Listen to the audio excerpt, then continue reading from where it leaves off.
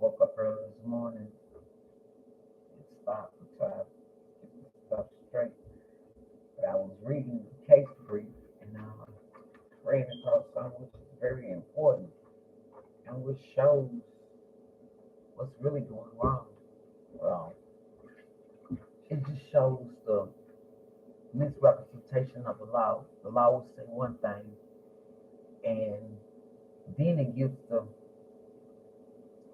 government the right to do opposite of what they said that the law stands for. And I can clarify that because I read um,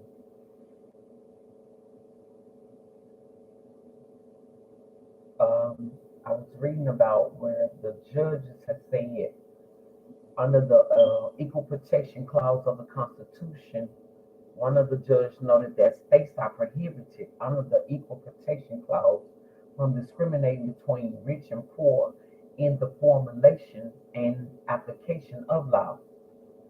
Check this out though. However, the equal protection clause does not prevent the state from adopting laws that, when applied generally, may affect the poor more harshly than the rich.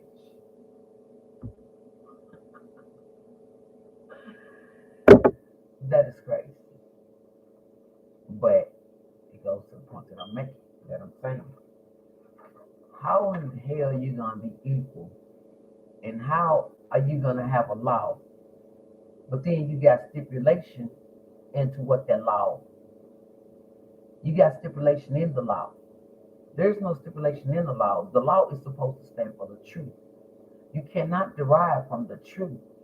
You can alter from it, but you can't derive from it because it's like taking a seed out of an orange or not planting one orange tree and not planting an orange seed.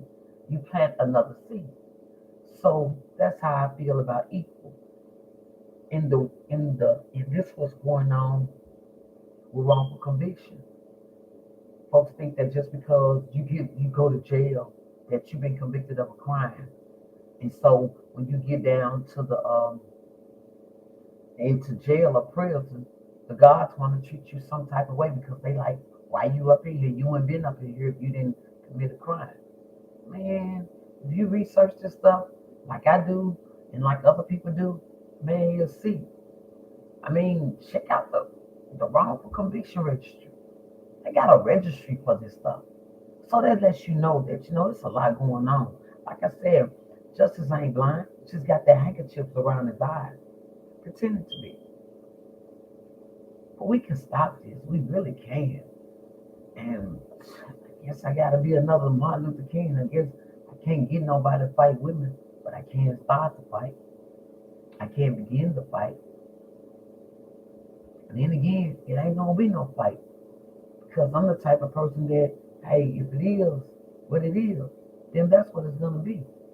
I got a right to stand here. I got a right to defend myself. I got a right to really, and I think that we really should to deal with equal justice for all. Man, you can't have no jurors. You can't have no jurors. If a doctor must go to school to be able to perform surgery, then a jury should be consisted of people who know the law and who have went to school for the law. Now that's not just my opinion.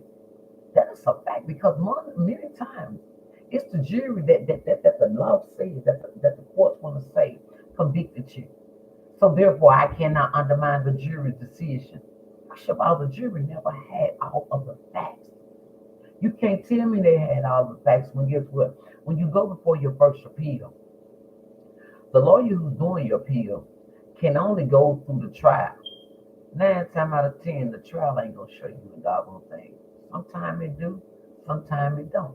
Depends on your lawyer. Because if you got a nominal lawyer, the minimum lawyer, who does just like they did with the minimum wage, he only does so much. It only amounts to so much, and it is what it is. But if you got a good lawyer, then yeah. And even though you get convicted, he will show all the stuff that was wrongfully done. 9 times out of 10.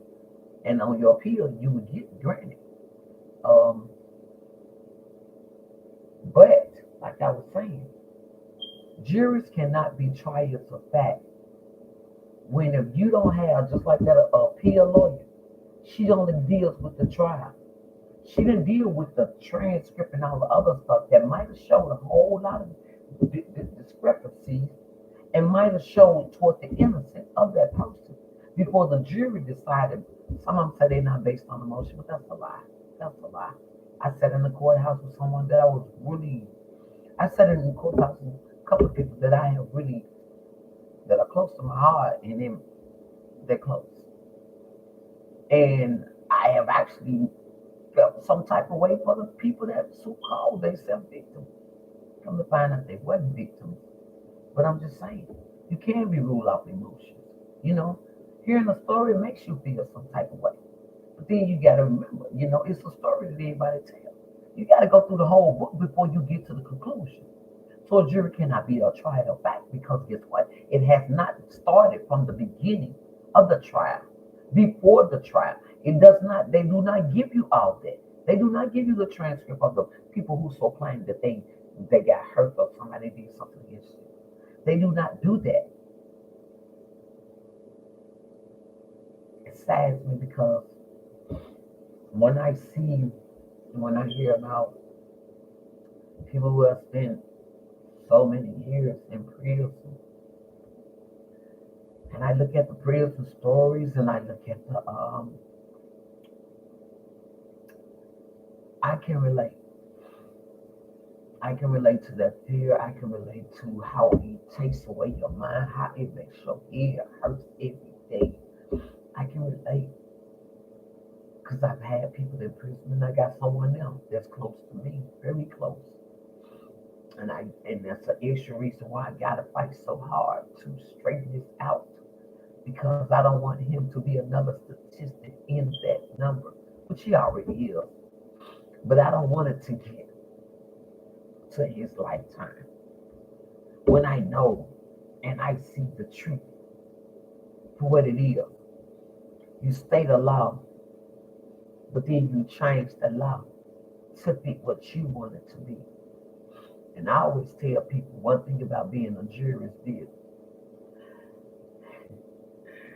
Most of the time they convict somebody, it's because it is between the defense or the prosecutor.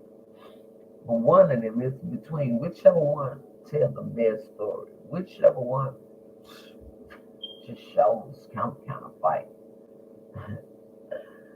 I swear, I've seen it. I was able to witness two trials, and I saw one attorney just go to work. I saw one attorney attack everything, even the police statement, to get the correct understanding. I've seen the all white jury that shocked the mess out of me, but they saw through the lies and examined for the truth. I sat in the trial where the judge actually saw it and commented on it. Hey, he even, I mean, it was funny. So I do know that there are people who really do believe in true justice.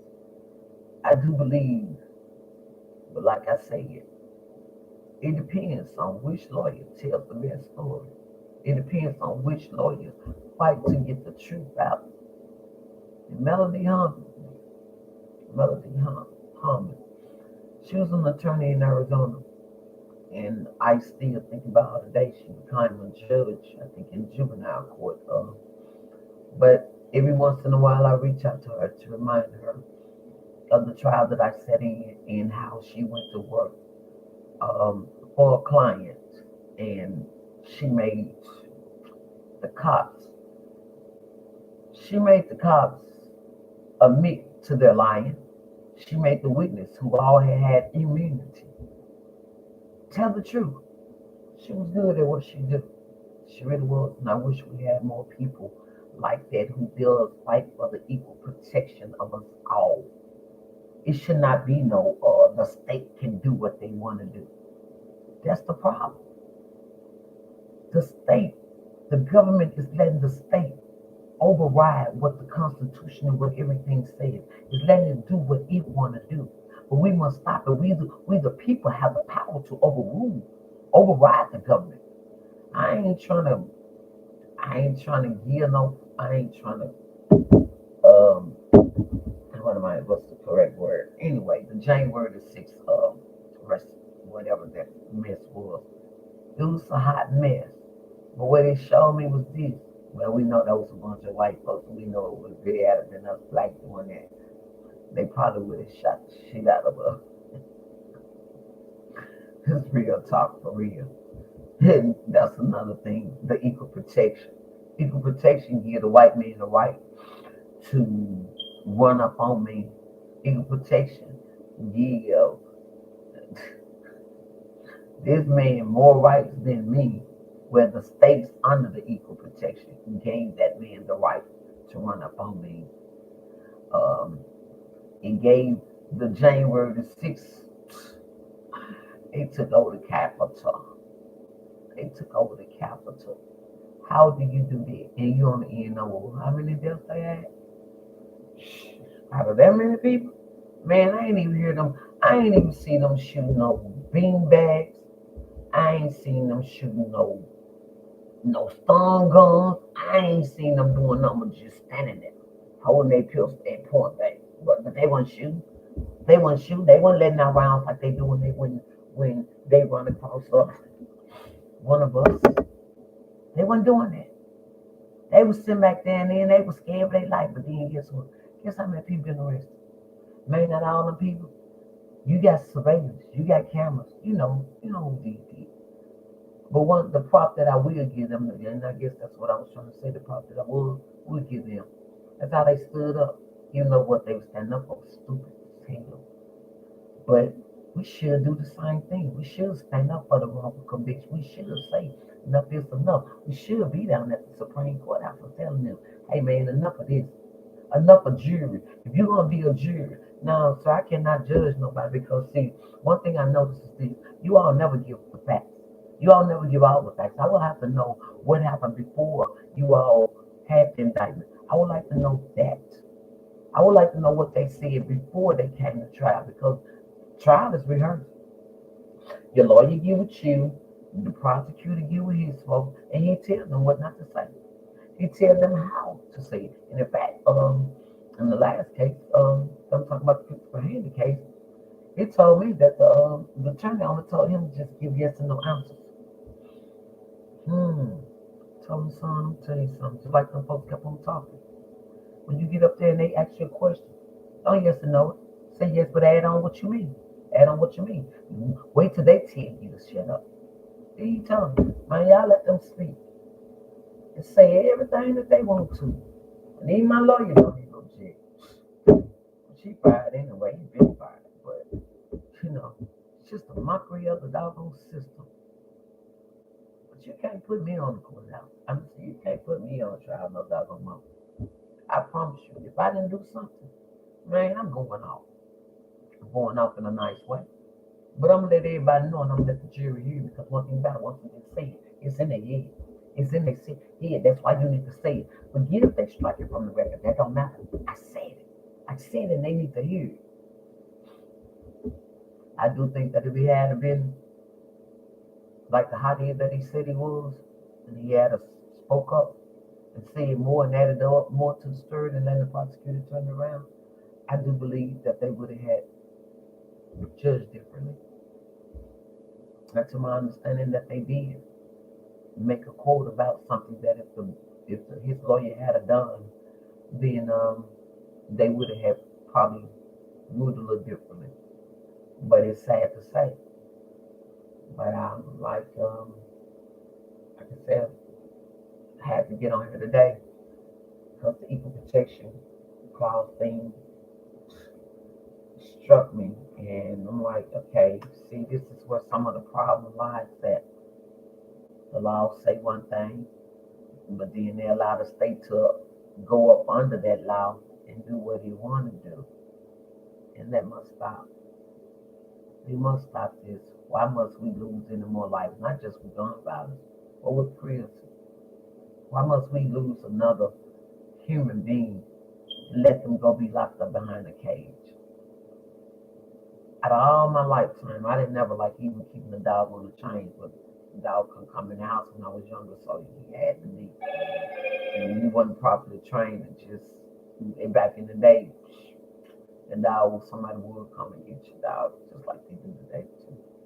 Um, but it's just it's sad, and I really am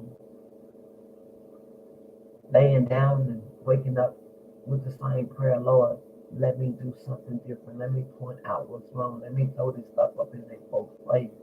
Before I die, let me help somebody along the way. Let me stop this stuff. Let me just be the voice for the voice because I can no longer continuously sit here and enjoy life. Somebody else is out there suffering, and I know why they're suffering, and I know how to cure that suffering. I ain't got no more band-aids, man. I ain't got no more band-aids. And we as the people should lead them. We should all join together nationwide, and we should all challenge these laws. Not the laws, but we should challenge the people who keep changing the laws and stopping the equal protection and the due process clause for us all. We should stop the prison system, which isn't about correction. And then, in fact, why in the H do they have correction on their name when ain't nothing in there about correction? They promote fights. They bring in the drugs. They treat people inhumane. I looked at this one picture of how you think of it. But anyway, the guy had went to prison for killing his wife. Come to find out, what's the name of the prison? I'm so sorry, I don't know it. Anyway, it was a black guy married to a white woman, and they put him in solitary for, and they kept him in there, kept messing, show how it kept messing with his mind. The guard, the lady guard, she was so nasty because of something she went through. Something they had put a scar across her face. Um, but she treated that man so wrong. Asked for pencils to do his case. She wouldn't give him none. She spit in his food. Ooh, ooh, she did some horrible things to him. But the prison itself did some horrible things with him. Anyway, it messed with his mind so bad. It kept him in solitary. Where he couldn't they made him believe that, or his mind started going into delusional, and finally he started thinking that he killed his wife. And the warden had told him before he went in solitary that it was like, if you, he said, we got correction for you. We can put you in a place where you can do this. I guess have a little privilege. And he said, but the only way you can get there is you sign this confession. Because the only way you can do this is you gotta admit, you gotta take responsibility of what you did and admit that you was wrong. You gotta see redemption. So they said, no, he wouldn't do it. But like I said, they kept him locked up in there for so long that finally his mind started believing. His mind started believing, oh Lord Jesus, it was cruel. It was cruel. But it is a true reality. And it wasn't until he went up in there and he kept looking at that woman with the scar across that it did his face so bad. I must say that it did him so wrong. Um, it was just gross, man. She spit on his food. So that made me think, man, they doing this stuff for real. But anyway, his mind started coming back to him. And he started seeing it for what it is. And then finally he said, no, I didn't kill my wife.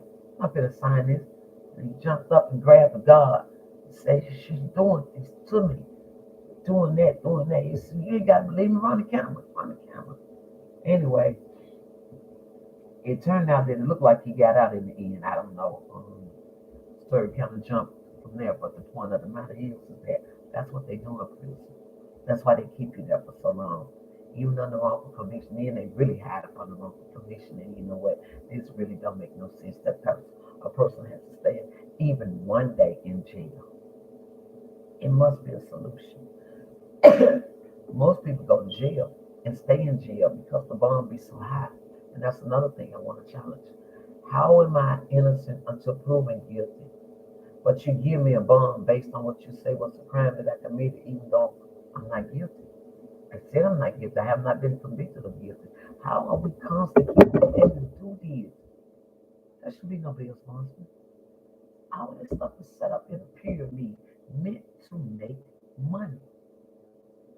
You go beyond the law, which the law said that you cannot do that. The Constitution said you cannot do that. Still, they let it be done. And they're doing it. And nothing is being done about it. That's the sad part. Nothing is being done about it. We say we are. Being Crump say he doing something, but man, if it ain't about TV, that man ain't doing nothing. He ain't doing nothing for the prison system. That's what I mean. How much he reaching out to him to finally he acknowledge me or he say something. Maybe by that time I'll probably be on TV if he really. Yeah. But hopefully it won't take him that long before he realizes, man, you out here saying you're gonna be divorced for divorces, but you only there for some. Can't be selected and picked. Oh man. Can't work like that. But anyway.